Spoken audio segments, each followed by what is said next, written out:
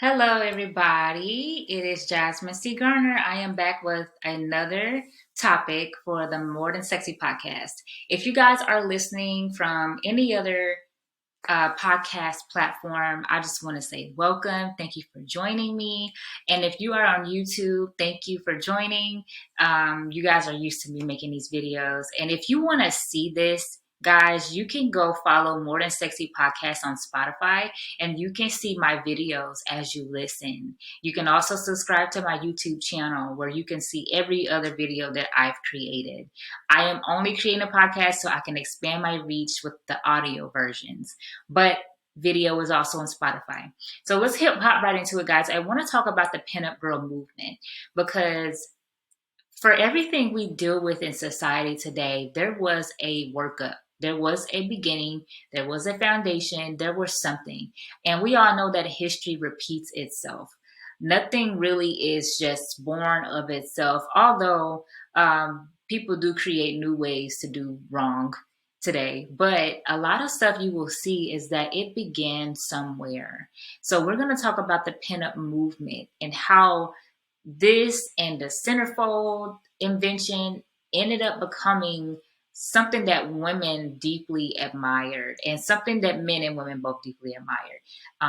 So let's hop right into it, guys. I have my notes on my phone, but I am going to be showing you the images on this article by fyeahhistory.wordpress.com, The History of Pinups.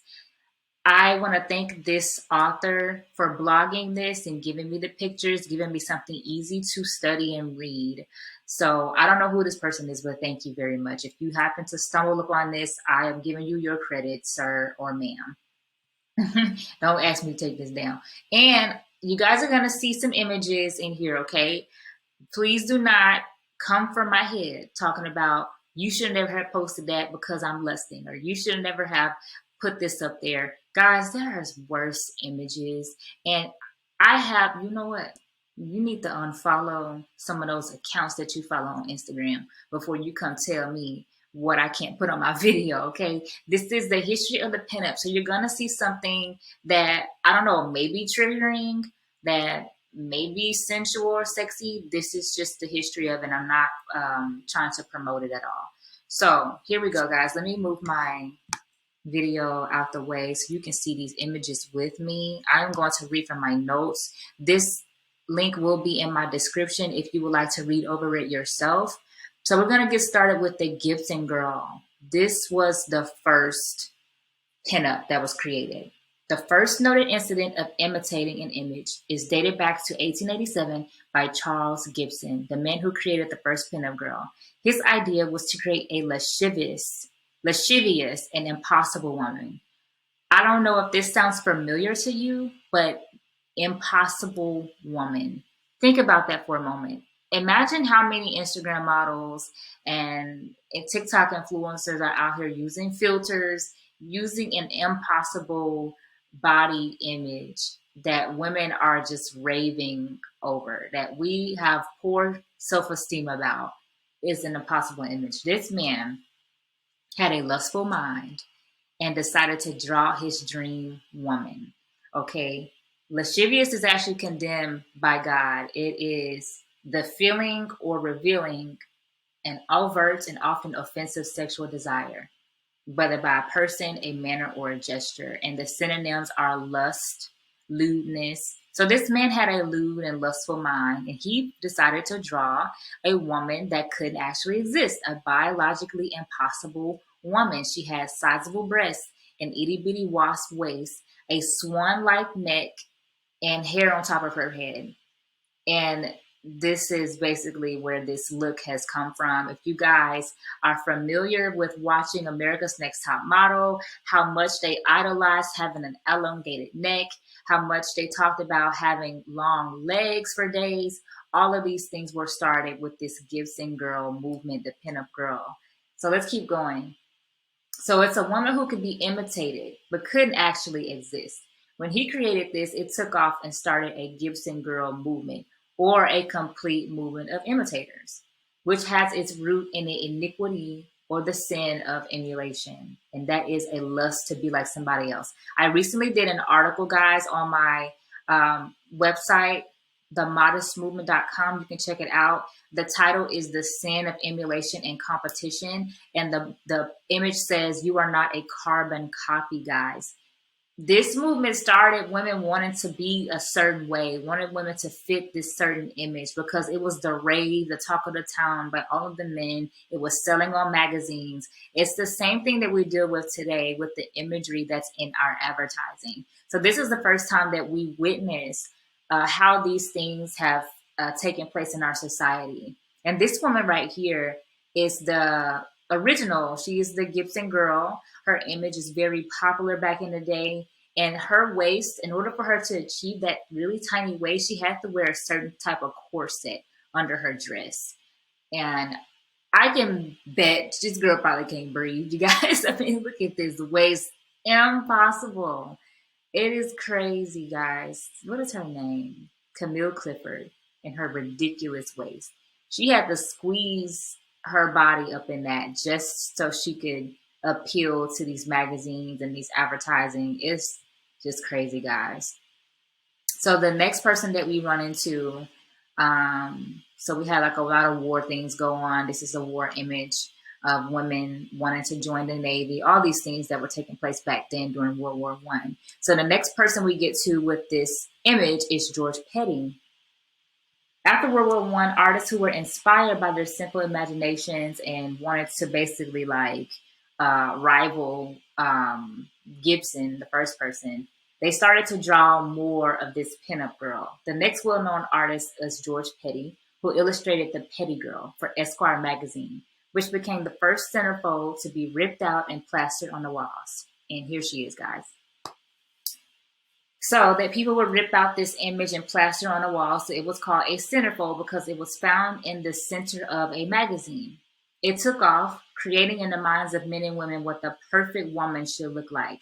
For the first time, we were introduced to the elongated neck, the legs for days, the pinned-up breasts, the thin waist, and the sensual woman. So she was sensual in her appearance, which is something that the Bible also condemns. Sensuality is not to be found among his people. This imagery and advertising alone has been a major cause of anorexia in the modeling industry, bulimia epidemics to become this perfect imaginary impossible woman. Guys, people, young women out here are not eating or overeating because they're trying to achieve this impossible look. And because of like this things being engraved in our minds, this is very unhealthy. And I mean, and you think about it, people are artists. They're going to draw what they want. They're going to draw their imaginations. I don't think it was meant for these things to go the way they do. It's just because of human beings are so fragile. We're so sinful that we take art, we take images and we worship them like idolatry. We see what everybody else loves and craves, and we want to become loved and craved as well. We want to receive our glory in these bodies that are decaying. And that is why it's poor on our mental health, guys. That is why we see people with body dysmorphia, anorexia, bulimia, all these things, the modeling industry alone.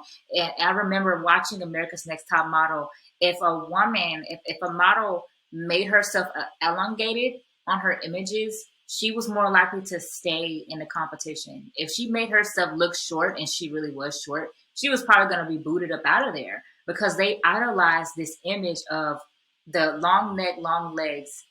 So this is the centerfold image here. So these progressive advertisements in history are the first time that we witness women being sexually objectified in advertising. This is definitely, look at this image, guys.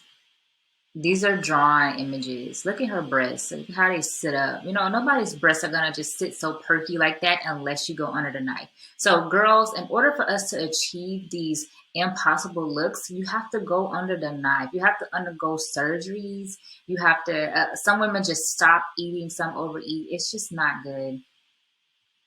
And so let's keep going. We get to Gil Evergreen. He also started rivaling with the other artists and making more prototypes. This one is a lot more sexy. You can see that her dress was pulled up by a crane. Guys, this stuff is just so like like, I don't know, prostitute-ish, I guess. And so here we can see how he took a real image of a woman and he cut away parts of her that were natural. So her stomach is, he gave her stomach liposuction, he gave her breast more perkiness. Um, Her legs are elongated. She has the neck. Guys, this isn't. I don't like this stuff.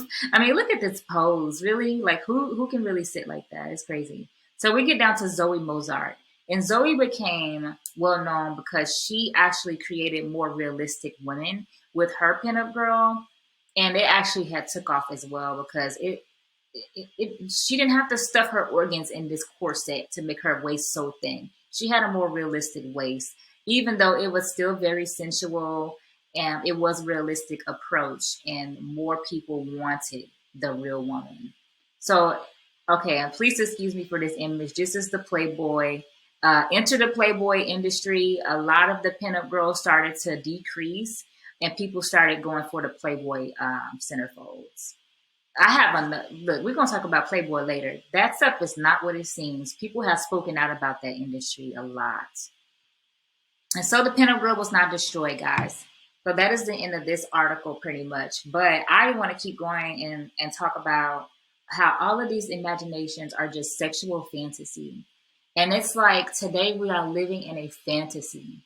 We are going under the knife. We're not eating. We're overeating. We have poor mental health because we're living in a fantasy of perfection. And perfection was never what we were designed or born to be. God made us good the way that we were. Just the way that you are now is as good as God liked you. But we're not happy with that. And we're not happy with it because men are not happy with it because they want something perfect. They want this, they want that. And so we're trying to conform. Guys, the Bible says in Romans 12:2, be not conformed to this world, but be transformed by the renewing of your mind, that you may prove what is that good, acceptable, perfect will of God. The perfect will of man is that you keep changing with the trends and that you keep pleasing them. But God's perfect will is that you be a living and holy sacrifice to him and that he will give you his peace in return for that, guys. Let me tell you what the word conform means. And I believe this is the Greek, or let's see, soschematizo. Forgive my translation. But schema, it comes from the word schema, like a schema mock-up. And I want you guys to know you are not a schema mock-up of anything. You are yourself. And the only person you're called to conform to and become like is Jesus. He is the only one who makes you like him in this world. The Bible says that we are like Christ in this world when we come to believe in him. He is the only one who can give us the peace that we're searching for. Not looking like the baddest chick, not having the most money, not having alcohol, not having sex. Only God can fulfill you in this life.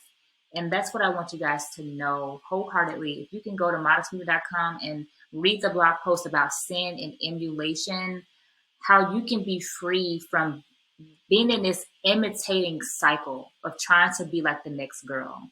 And also, I have a podcast up previously about why the Brazilian butt lift is so popular. You guys make sure you listen to that as well, because that has had a crazy booming increase over the past 10 years. Thank you guys for listening. That is all I wanted to talk about. And I want to leave you with this quote. When we desire to emulate the wicked or harbor jealousy, we cannot live in love and humility as God commands. Go on and be yourself. Go on and love yourself. Go on and love and serve God with everything. And you will have a much better, peaceful life than what this world is trying to offer you. God bless you guys. Talk to you next time.